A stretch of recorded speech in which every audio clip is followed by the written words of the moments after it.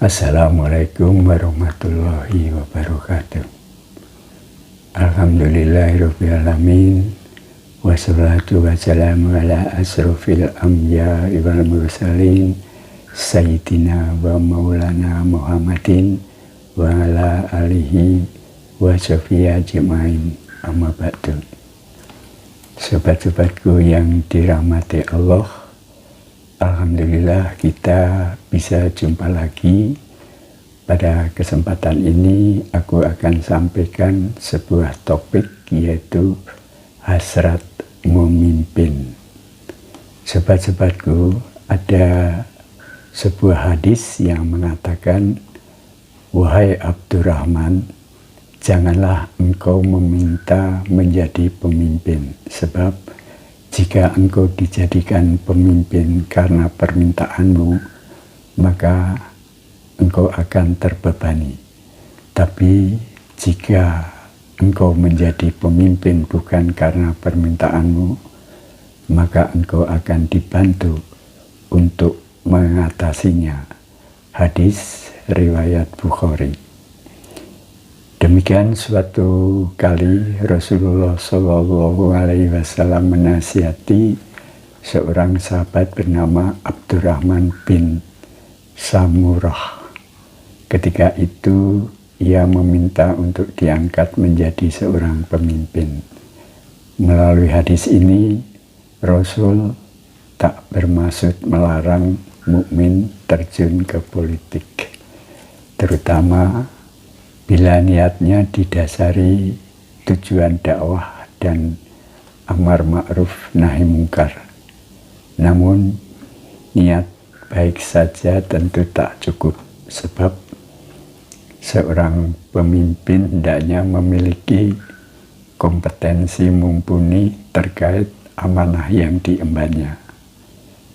Untuk menjadi pemimpin yang baik, idealnya seseorang tak mengandalkan karisma, popularitas, atau faktor kedekatan dengan penguasa. Hal lebih penting adalah kemampuan dan integritas moralnya. Rasul bersabda saat Abu Dzar meminta jabatan, "Wahai Abu Dzar, engkau seorang yang lemah, dan jabatan itu amanah yang pada hari akhir hanya akan menjadi penyesalan dan kehinaan, kecuali orang yang mampu menunaikan hak kewajibannya dan memenuhi tanggung jawabnya." Hadis riwayat Muslim. Hadis ini menyiratkan implikasi kepemimpinan tanpa kemampuan yang akan berbuah ketidakamaнаhan. Rasulullah SAW mengajarkan kepada para sahabatnya untuk tidak menonjolkan diri agar terpilih menjadi pemimpin. Apalagi pada zaman itu begitu banyak pribadi pilihan dengan jiwa kepemimpinan kuat, dengan kelebihan dan kekurangan masing-masing. Dan karena para sahabat dikader langsung Rasul, maka beliau memahami potensi mereka.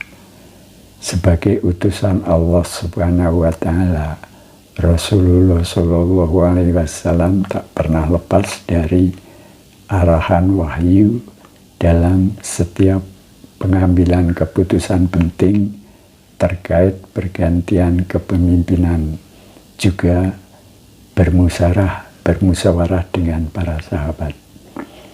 Namun sekali lagi, bukan berarti Islam mengharamkan seorang mukmin mengajukan diri menjadi pemimpin.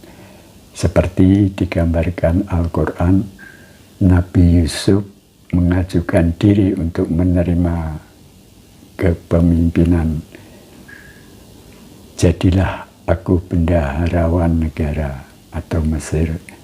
Sesungguhnya aku adalah orang yang pandai menjaga integritas, lagi berpengetahuan, kompetensi, Quran surat Yusuf ayat 55.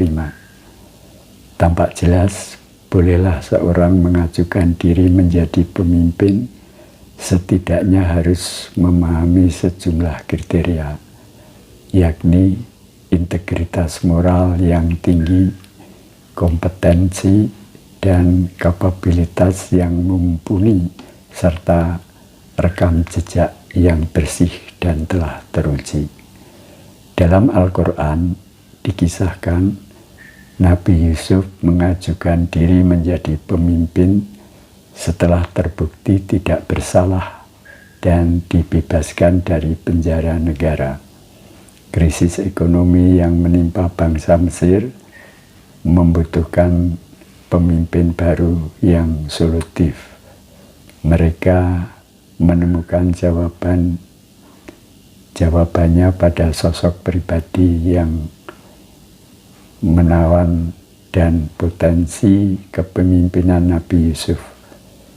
Memegang tampuk kepemimpinan menjadi amal yang sangat terpuji manakala dilaksanakan dalam koridor ketaatan pada Allah dan Rasul-Nya.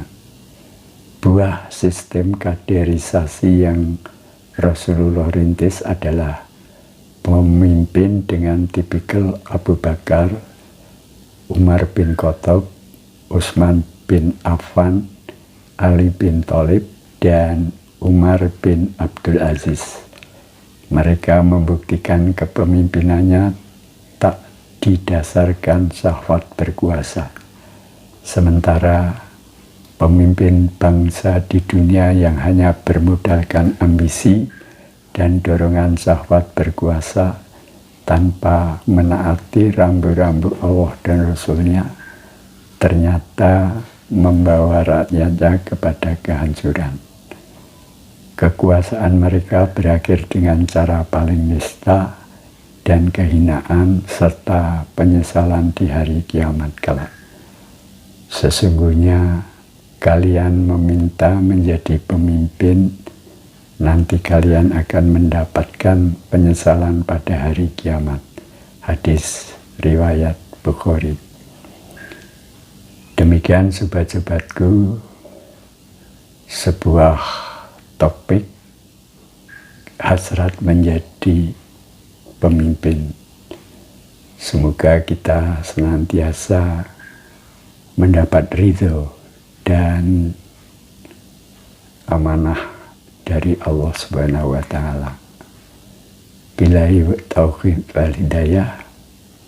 Wassalamualaikum warahmatullahi wabarakatuh.